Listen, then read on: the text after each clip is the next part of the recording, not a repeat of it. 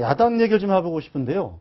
오늘 문재인 의원이 안철수 의원의 토론회에 직접 가서 축사를 했거든요. 혹시 얘기 들으셨어요? 아침에 행사를 네, 그렇죠. 했는데요. 공교롭게도 의원회관에 거의 비슷한 위치에서 문재인 의원 측의 행사가 있었고, 네. 안철수 의원 측 행사가 있었죠. 네. 거의 비슷한 시간에요. 네. 안철수 의원 측은 이제 장하성 교수하고 네. 안철수가 묻고 장하성이 답하다라는 토론회가 있었고요. 그다음에 문재인 의원 측은 의원들이 모여서 국가 재정을 어떻게 좀 바꿀 것이냐 이런 토론회가 있었어요. 근데 네. 제가 좀 취재를 해봤습니다. 네. 아, 취재를 해봤군요. 예, 네. 안철수 의원이 먼저 문재인 의원들이 행사하고 있는 국가 재정 변화 이 행사장을 들렀어요. 아, 먼저 들렀군요. 들러서 의원들하고 악수를 하고 나오려고 하는데 문재인 의원이 없었습니다. 네.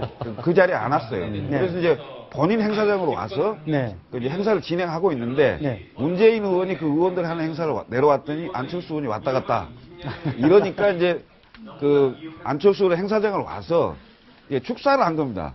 축사를 했는데 축사 내용이 굉장히 임팩트 있게 한 겁니다. 네. 뭐라고 했습니까? 무슨 얘기를 했냐면 이제 일반적인 경제 얘기를 쭉 하고요. 네. 그리고 이제 시중에서는 안철수 의원하고 저하고 단일화 때문에 굉장히 감정이 안 좋다고 하는데 네. 사실이 그렇지 않습니다. 네.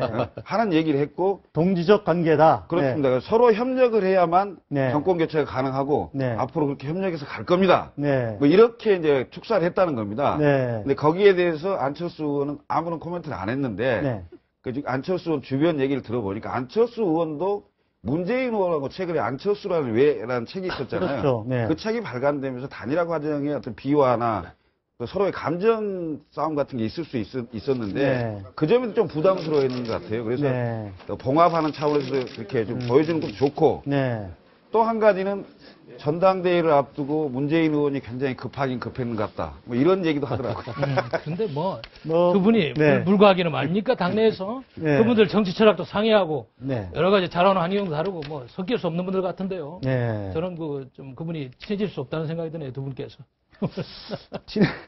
친해질 수 있을지 없을지는 정치라는 게 인정만 가져가는 건 아니고 더 필요에 따라서 서로 손을 잡기도 하고 안 잡기도 하는 건데 지금 우리 김철근 교수는 이제 안철수 의원 쪽에 설명을 주로 들으신 거 아닌가 싶은데 맞죠? 그러니까 또 반대쪽도 들었습니다. 사실 그런 것 같습니다. 이번에 이제 당권 주자로 이제 문재인 의원이 나오면서 사실 제일 처음에 이제 박지원 의원과 얘기가 나왔던 것이 당명 아니겠습니까? 네. 새정치 민주연합을 도로 민주당으로 만들어야 된다 했더니만 그거에 박지원 의원이 그렇게 얘기를 하니까 문재인 의원도 호남에 가서 그렇게 하겠다. 대신에 안철수 의원의 의견을 듣자면 이런 걸 조건을 받게 했는데 그 이후에 안철수 의원이 발끈하고 나오니까 그러면은 문재인 의원은 그러면은 나는 더 이상 이 당면 변경에 대해서는 얘기를 하지 않겠다 하는 이걸로 해서 안철수 의원의 손을 약간 들어준 적이 있습니다. 아마 그런 연장선상이 어떻게 보면 약간의 어떤 당권을 앞에 두고 있는 문 의원이 약간 안철수 의원 측에 어떤 러브콜을 보내는 것이고 그와 같은 연장선상에 오늘 오전에 있던 어떤 일들이 있었다라고 본다고 하면은 특히 이제 문재인 후보 입장에서는 지금 당 대표 선거를 앞두고 어떤 최대한 어떤 영역을 확장하기 위한 그런 나름대로의 전략이 아닌가 생각합니다. 근데 지금 제가 보기에 이렇게 누구 만나서 그런 것보다는 문재인 후보도 어떻게 하면 국회의원 중심, 폐쇄적인 조직 중심의 정당을 당원 중심의 정당으로 탈바꿈해가지고 정말 지지세를 끌어내느냐. 이걸 고민하셔야지 안철수 씨가 지금 무슨 도움을 주겠다는 건지 좀 장기적으로 보고 하자는 그런 말씀 드리고 싶습니다. 장기적으로 보고 하자. 조금 야권 얘기도 좀 해봤는데요. 끝으로 황선 씨 얘기를 좀 한번 해보고 싶습니다. 임 변호사님. 네.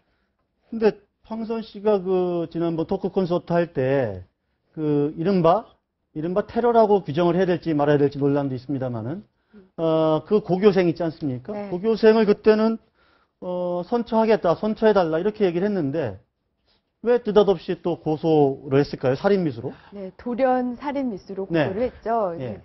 그때는 글쎄요, 아마 이 황선 씨의 얘기는 이겁니다. 자기는 그렇게 이제 어쨌든 그 학생 하나가 그렇게 한 거는 용서를 해달라, 용서를 해주겠다 이런 식으로 얘기를 했는데 수사 과정을 이렇게 지켜보다 보니까 이 학생에 대한 수사를 제대로 하지 않는다는 거예요. 지금 수색을 한다든지 제대로 수사를 안 하고 보니까 그 사람이 혼자 했겠느냐. 어떤 뭐 영상을 보니까 다른 사람들이랑 같이 간 것 같고 이 사람이 네. 이 고교생이 그런 실행을 옮기기 전에 이미 주변 사람들한테 내가 가서 이런 일을 할 거다라는 얘기를 많이 했다고 하는데 그렇다면 좀 더 수사를 좀 더 폭넓게 다른 사람이 연루된 건 없는가 이런 것까지 조사를 해야 되는 것 같았는데 자기가 보기에는 이 학생만 그냥 대충 조사하고 끝났다는 거예요. 거기에 이제 불만을 품고 이번에 따로 근데 그런 얘기는 그 처음에 사건이 벌어졌을 때도 나왔던 얘기 아닙니까? 주변에 다른 배우가 있을 수도 있다. 이런 얘기들. 그래서 지금 황선 씨가 많이 비판을 받고 있는 거죠. 처음에는 그렇게 본인이 굉장히 포용력 있고 용서하는 것처럼 이렇게 나가다가 뒤늦게 이제 갑자기 살인 미수라는 혐의까지 해가지고 다른 것도 아니고 살인 미수로 고소를 했거든요. 고교생을. 네, 그것까지 했다라는 거에 대해서 도대체 황선 씨가 이렇게 갑자기 마음을 바꾼 거는 또 무엇이냐. 물론 본인은 얘기는 수사가 과정이 미흡해 보인다 이렇다고 얘기를 하고 있지만 저는 그냥 이렇게 봐요. 처음에는 자기 이미지를 그냥 용서해주고 뭔가 통이 넓은 사람처럼 보여주려고 했다가 결국 자기가 원하는 대로 수사가 이루어지지 않으니까 결국 어쩔 수 없이 본래 마음대로 전체적으로 다 같이 고소를 한 거 아닌가. 혹시라도 황선 씨가 지금 국가보안법 위반 혐의로 지금 오늘 영장실질심사도 받았거든요. 아마 오늘 저녁 때쯤이면 이제 구속 여부 결정이 될 텐데 그것과 서로 좀 관련이 없을까요? 관련이 있겠죠. 아무래도 지금 심리적으로 큰 압박감을 받을 거고요.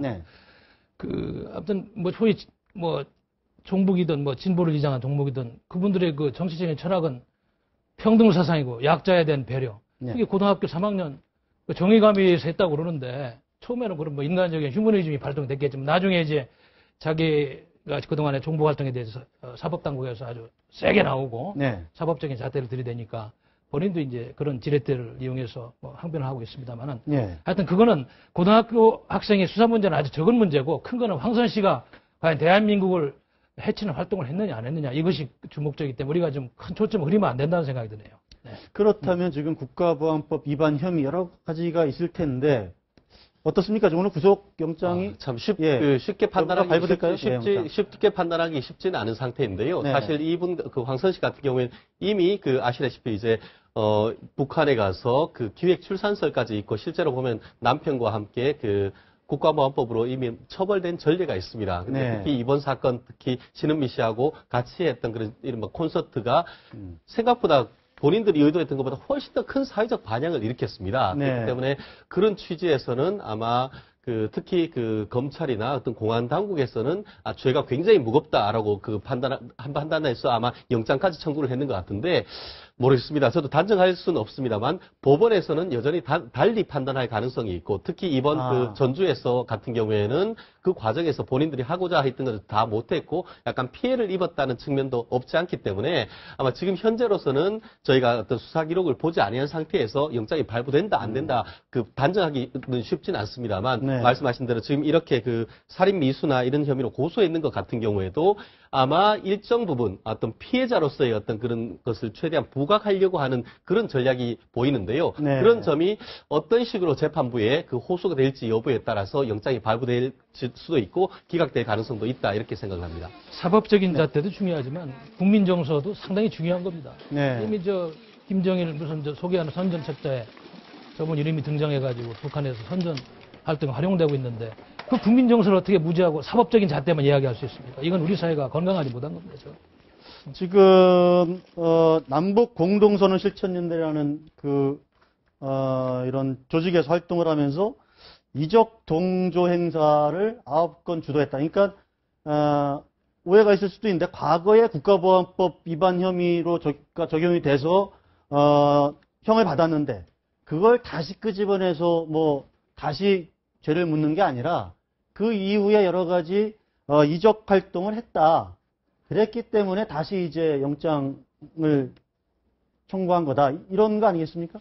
영장의 내용을 정확히 안 봐서 이제 모르겠습니다만 우선은 언론에 나온 대로 보면은 첫 번째가 정부 콘서트 아닙니까? 그거인데 그게 이제 국가보안법상의 찬양고무 동조가 걸릴 가능성이 있는 거죠. 그리고 이제 그것만 있다면 구속 여부가 될 거냐 안 될 거냐 이게 조금 판단하기 쉽지 않겠지만 지금 압수수색을 해서 이적 표현물 소지죄가 아마 추가됐을 겁니다. 그것까지 같이 간다면은 아마 판단하기 쉽지 않겠습니다만은 구속될 가능성이 높지 않겠나 이렇게 생각을 네, 합니다. 사실 저도 지금 이제 아마 황선 씨가 받고 있는 혐의 자체는 이제 국가보안법인데 그 팩트 자체는 아시는 좀 전에 말씀하신 신은미 씨와의 종북 콘서트라고 네. 할 수 있는 전국적인 네. 그 콘서트 하나하고 또 보면은 이미 그 황선 씨가 이 사건은 밝혀졌듯이 인터넷 방송을 상당히 오래 했습니다. 그렇죠. 그 방송 내용에 보면은 상당히 북한을 체제를 옹호하는 그리고 3대 세습 같은 것들을 찬양하는 듯한 내용이 상당 부분 있다는 것이 검찰의 판단인 것 같은데요. 네. 거기다가 좀 전에 말씀하신 그 이적 표현물 소지죄까지 다 같이 한다고 하면은 그 사실이 인정되고 말씀드렸듯이 기존에 이미 그 국가보안법으로 처벌된 전례가 이른바 전과가 있다라고 한다고 하면은 네. 공수 사실이 그 범죄의 소명이 되고 네. 말씀드린 대로 이것이 이미 전례에 비추어서 또 한번 처벌된 적이 있다는 것을 종합적으로 본다고 하면은 그런 점에 비추어서는 분명히 그 영장 발부될 가능성이 상당히 높은 것이 아닌가 하는 분석도 있습니다. 이적 표현물 제작 및 소지죄 중에 어제 한 가지 자료를 제가 보니까 뭐 시를 썼더라고요. 북한 체제를 찬양하는. 그러면 저도 시를 쓰는 사람입니다만 시까지 쓸 정도면 얼마나 감정이 북받치고 감정적으로 북한을 동조하면 시를 썼느냐. 이 국민 정서법이 용납이 안 되는 거예요. 시까지 써서 찬양하는 사람. 준서신이나 뭐 이런 것들을 이제 북한에서 그걸 책으로 냈고 또 그 책을 또 최근에 또 황선 씨가 또 건네받았다. 네. 그 뭐 어떻게 건네받은 거냐 뭐 이런 부분들까지도 아마 검찰에 수사를 하고 있는 것 같은데. 네, 앞서 그 최 변호사님께서 범죄 사실, 지금 혐의 사실을 좀 말씀을 많이 해주셨는데요. 거기에다가 앞서 받은 전력, 저는 결론적으로 말씀드리면 저는 구속될 가능성이 굉장히 높다고 네. 봅니다. 이번에 유죄 가능성도 매우 높고요. 이번에는 저는 형이 예전과는 좀 다르게 예전부터 워낙 전과가 같은 류의 전과가 많기 때문에 형도 중하게 나올 것 같고 그렇다면은 이거는 구속사유에서 이게 좀 형이 높게 나올 가능성이 크니까 좀 도주의 우려도 있어요. 형을 높게 받을 가능성이 있으면 그러면은 저는 구속사유도 어느 정도 그 충족이 됐다고 보고 네. 저는 구속 가능성이 높게 봅니다. 알겠습니다. 자, 오늘 네 분 말씀 잘 들었습니다. 감사합니다. 네. 그렇습니다.